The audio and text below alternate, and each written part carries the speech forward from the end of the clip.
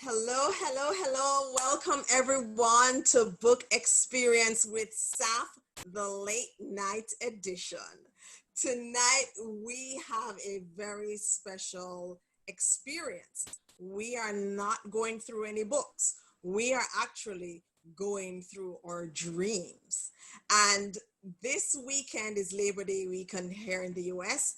And it's not usually a time that people sit down and think about their dreams. It's a time they're trying to get out of the city, they're trying to fly somewhere, enjoy themselves, relax. Some troopers are really good and they'll go paint buildings and, do volunteer work. But here we want to start with our dreams because in 2020, a year like we've had so far, many persons have not been able to accomplish the things that they have hoped for. And the dreams that we're talking about is not just, what you have thought about for your career. We're going to go back, way back into our childhood and into those adolescent years when nothing seemed impossible and everything seemed like it was within reach. So that's what we're going to do, and we are going to have fun with it. So the typical question that most children are asked, what do you want to be when you grow up? And many children have no problem start blurting and spurting out all different answers of what they want to be. You see, in that place of innocence, nothing is unattainable. Everything is attainable, and they think they can reach their dreams, and no one should be able to tell them that they can't. However, somewhere along the line of growing up, we get to find out that it is not as easy as we thought it would be when we were young and pleasantly ignorant. Now that we have seen what life can be like, we are dumbfounded. Some of us are stunned. Many of us have kicked that life bucket and we have just gone with whatever has been dished out to us. But tonight, we're going to play some games in our minds and on paper, and we're going to see if we can resurrect some of those dreams and have ourselves a lovely Labor Day weekend. All right? So the first game we want to remember is the memory game. If anybody remembers the memory game, it is a stack of cards with the pictures of animals on it, usually for toddlers, and you will have two of each creature.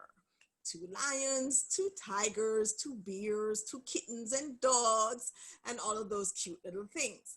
And they would be face down, 6 here, and you'd pick up another card, Joker, and you'd put it down, they don't match. And so what the child would do is constantly pick up a card, and from picking up cards and flipping it over, their brains are beginning to memorize where they saw the matching animal. What I want you to do right now is to pick up your dream card. What dreams can you remember when you were 15 years old and younger? I wanted to be a firefighter. I wanted to be an astronaut. I wanted to be a race car driver. And then here's one, artist. Very nice. Let me see if I remember that. Firefighter, astronaut, race car driver, artist. Yeah, you got him. Nice. All right. Nice. Anyone else? Be brave. I also wanted to be an artist. I think I wanted to be a writer of some kind because I love to read. And when I was a lot younger, I wanted to be like an international missionary because I had these set of books about like Amy Carmichael and Corrie ten Boom, and those were like the people that I looked up to, like living in India and all these exotic places. Awesome. So international Missionary. artist, and what you said? Writer. Writer. Awesome. Awesome. Welcome, Antonia.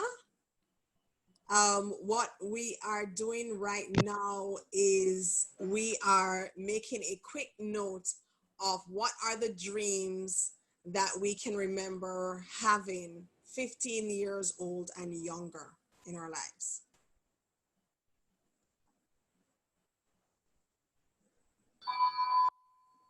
Corey? I wanted to be a teacher, a cop, a tailor, or an evangelist. Wow. Teacher, cop, tailor, and evangelist. Pretty cool. All right. I think I had a list of at least a dozen things. Dancer was in there. I think I specifically said ballet. Model. I don't think teacher was in there. I'm just trying, I'm going way back. I'm not even thinking about teen. But in my teen years, pediatrics, yes, that's what I wanted. Okay. Anyone else before we move on? Yes. Jessie?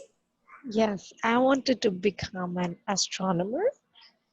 Mm. I wanted to always go up on the space and like be like, oh, I'm away from the world. I wanted to be like that or a model. Nice, nice. So we were big dreamers.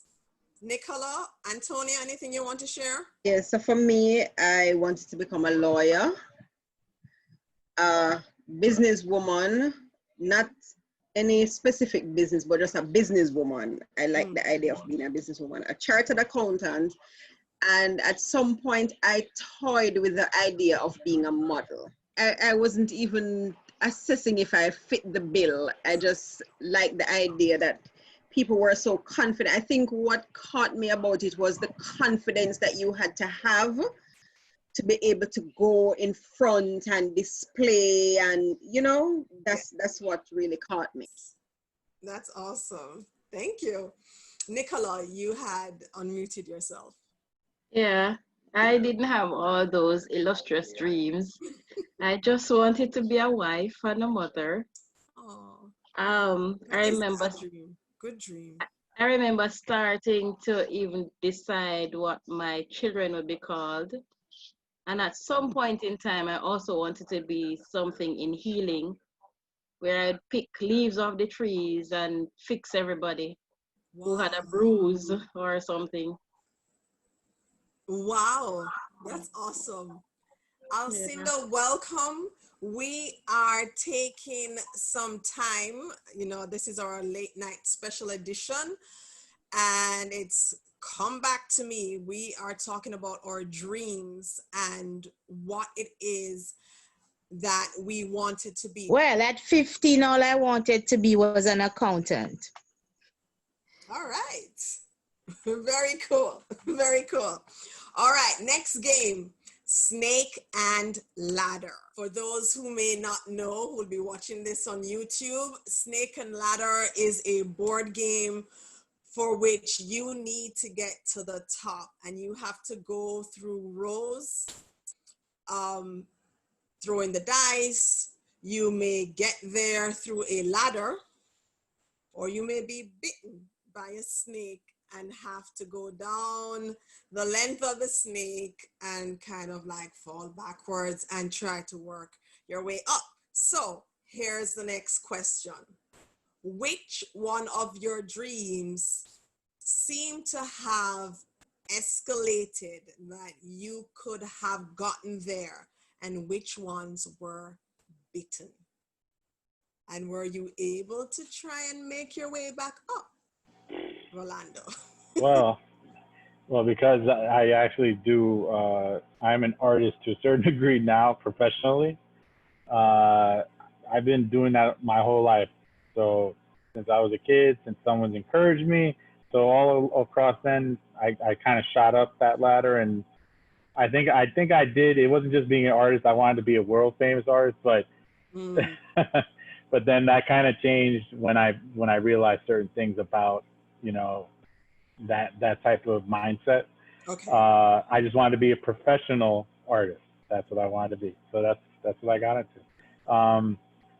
Firefighter was probably the one that I could have had a shot, but I didn't pursue because I don't know.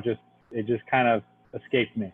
I knew people in my church growing up because I used to be very involved in church when I was a teenager till I was in my 20s in another church, and we had some firefighters there, firemen who were there, and they were always trying to encourage. I always wanted to be it, but we had one that was always encouraging us to go for it, and I think I thought I was a little old for it at the time. So Okay. anyway. All right. Awesome. Move on to the next game. Monopoly. Here's an interesting one. How are you positioned for attaining your dream? Like Monopoly. Do you feel like you just keep on being sent to jail? You know, are you able to really have access and ownership of your dreams, or you keep on landing on other people's dreams and feel like you're just helping them get what they want, but you're not getting what you want? Okay.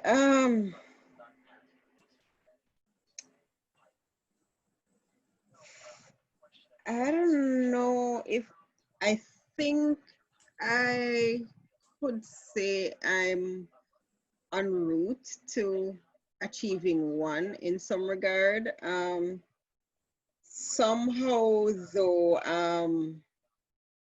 the journey is a little bit long.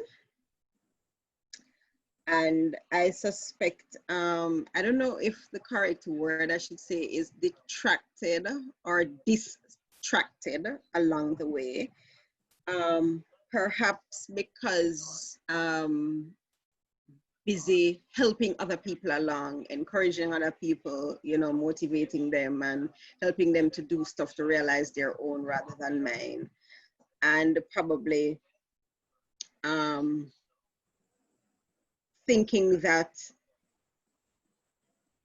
by helping them, I will eventually realize my own. Yeah. So do you think if you play Monopoly, it's like consistently landing on other people's property, paying rent, and wishing that others would just land on your property instead? That sounds like it. Yeah, that sounds like it. Uno.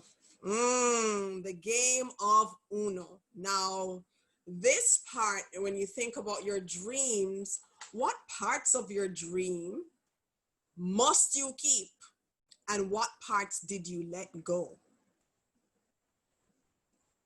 So, like playing the game of Uno, you need to have the same color. I think it's 4 cards. Someone remind me, please. Is it 4 cards of the same color? Does it have to be, the numbers, do they have to be in sequence, or No. it doesn't matter? Just the It could same be color. out of sequence, yeah. Okay. So you're trying to get your pieces, your colors to match. And in life, people may throw you a spoke in your wheel that completely changes the color of your dream, and you find yourself letting a color go that maybe you had 3 green and a red, and it completely got switched, and now you have to go for the red and start letting go of the green. And what's worse is when you have one of every color and you just can't seem to hold on to 2 or more. Corey, any thoughts in regards to your dream looking like an Uno game? Safia, before Corey speaks, I was just wondering if you want to throw another dimension into the mix, because in Uno there's a wild card that has 4 colors on it, and you can use it to change the game, the course of the game. Yes. And I was just wondering if you wanted to throw that in the mix. Absolutely. That's how someone can change the color of your dream, or you can actually change the color of your own dream, and others. You can affect others too. Yes, Corey. Thank you, Antonia. Well, I'm not sure of the game Uno, so I don't know if you want to make it simpler for me. Sure. How about a puzzle? Putting a puzzle together and having pieces that seem to be scattered, and nothing seems to really fit until you take the time to really try to make them fit. Have you had anything in your dream look like that? Like a puzzle, yes. Trying to make things fit and have not been successful. So it's almost like the shapes just don't seem to match. Exactly. But it's all coming out of one box, which is you. So it should fit somewhere, but it's probably not where you're trying to make it fit. Yes. Yeah. Chantel? I was going to say, I think for me, like, thank you, Corey. The things that I've had to let go of is like not the artist, the writer, blah, blah, blah, but like I think the fame and glory that I thought would go with it, maybe like I'm going to be a writer that everyone's going to know and recognize me. And it's like, I could be a writer every day or whenever I want to, or be an artist, but it's just like in a different capacity than I thought, a more humble capacity. Like, you know, maybe people won't remember my writing or remember my art when I'm gone or something, but that doesn't make it true less valuable, I guess. True. But let me ask this question. Sometimes do we accept that more humble position because we thought we didn't make it? Yeah, that's probably true. Or that we won't make it. So we kind of, yeah. Or because I agree with what she's saying, because I was thinking, okay, what steps would I have to take to get to a certain level? Because, you know, there are higher positions than what I can do, like an art director or a creative director. But then when you realize what those jobs entail, what you're really doing and what it's really about, then you realize, oh, that's not what I want anymore. Well, then for me, it was like, okay, for example, if I wanted to be an actor, which at one point I was like, yeah, I could have gone for that. But then look how much energy I have to put into myself above everyone else, above everything else. Because a lot of, I'm not saying every actor, but some actors are totally about themselves and it's all ego and all this stuff, and you got to let that go. Is that what you want, or do you want to be like Chantel said, humble yourself? And I like that approach. So I like the word you used, ego, because sometimes your dreams have to do with your ego. Or even mine did. Like if I wanted to be an artist because I wanted to be recognized, not because I wanted to make something. Whereas like as I'm older, making something is just like a thing that makes me happy. But when I was younger, I definitely think I would have envisioned myself more in an egotistical way. Yeah. And as children, that's how we are. Yeah. We see ourselves and everything revolves around us. So I mean, this is good. Please, you do not need to mute yourselves. Jump in. This is awesome. All right, for the game of dominoes. For those who are really, really serious about playing dominoes, they know how to read the game. And when they say read the game, that means they know exactly how many of each number is there. And so they play their hand according to what has been put down already. All right. So if there were 6 number 5s and they see 4 out there and they have none or they have 1, they know how to play their hands so that they don't get stuck with a piece or so that they're able to block the game. Here is the question. Can you read life's signs and of opportunities and dead ends? Are you able to read life signs of opportunities and dead ends so that you can stay in the game and keep your dreams alive? Nicola, Jesse, any of you, let me hear from you. We're playing dominoes. Sometimes it's possible to read the signs if you pay attention. Mm-hmm. Because if we are honest with ourselves, a lot of times we are just living our lives one day at a time, hoping a lot of times to accomplish what we set out to accomplish, but not necessarily paying attention to everything that will impact our ability to accomplish that. True. Well said. Thank you. Jesse. Yes, and as we said that those dreams were like when we were 15 and below. So things change as you gradually get mature and you grow up. Like it's like when you think and in your career wise you see that, oh, this would be more beneficial for me than the other thing, and I know that that is my dream, but what if I add this to it, or what if I do that? I think that would be more, that would have more benefits. Mm-hmm. Or like, and it's like sometimes the dreams, some, okay, so it's like some people want to choose the hard part and go like, okay, let me say, like, let me see, I want to take the risk. But some people prefer the easier path and say that I can't do that. Like that's hard. So it totally depends on the person. For me, it's like I wanted to become an astronomer, but gradually when I came to high school and when for me, it was the, like I started getting an interest in business than the science subjects.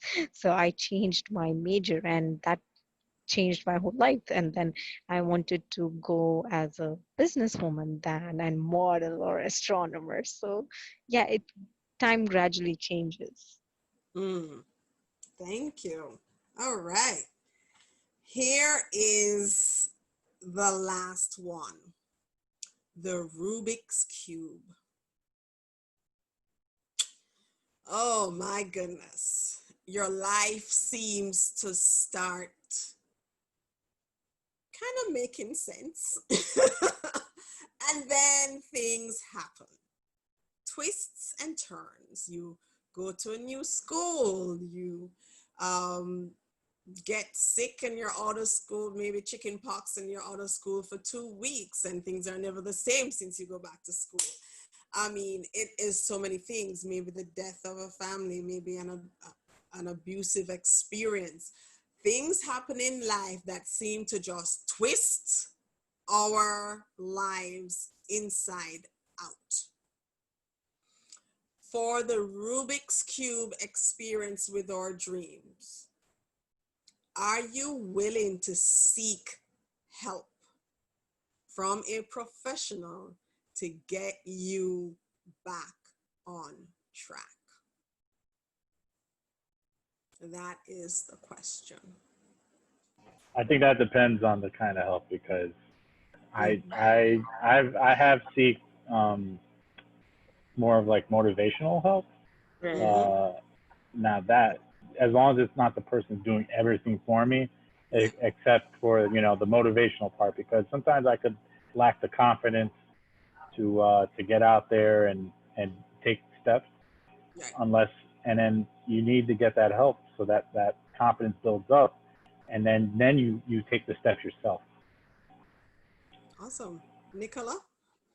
Right, I'm agreeing with Rolando because we don't always have to seek professional help. There should not be an aversion to seeking professional help, by the way. Mm-hmm. If it is necessary, it is necessary. But sometimes you just need somebody to believe in you and to help you to get your headspace together.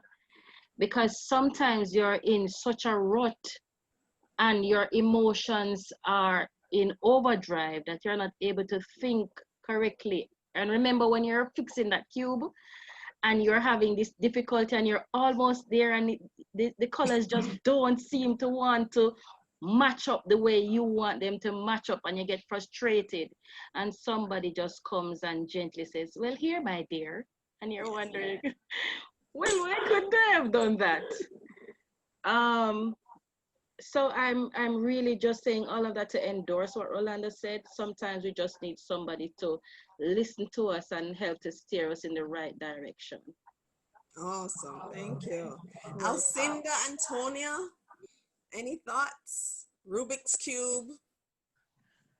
Just to add to what Nicola and Rolando said, I think too, in seeking help, we also have to identify where our strengths and weaknesses lie. Exactly. Because yes, you may have someone who believes in you and are persons who will motivate you and push you. But if there are gaps in the skill sets to get to that point, then it will not change unless you seek and get on board the skill sets to fill the gaps. So I think that too is also important when thinking about getting help. So we have to be aware, self-awareness, of us and our abilities in relation to what it is that we want to achieve, and then to seek the help necessary to fill those gaps as well. Just to add to all that, we can't forget determination. You ever play that cube? Oh my goodness. Concentration, determination. So we gotta, if we don't have that determination, because as she said before, you might not have the skill set. So you gotta be determined and say, hey, I need to get this, that, and whatever. I like that determination is like, sometimes rather than seek help, it's easier to just move on or give up, or at least for me. But I like that little reminder that frustration is part of it. Yes. I learned a new statement this past week. Persistence breaks down resistance. And I was like, I mean, I understand that as a teacher working with children, that it can either be their persistence to break down my resistance to a rule in the classroom, or it's going to be my persistence to break down their resistance to adjust.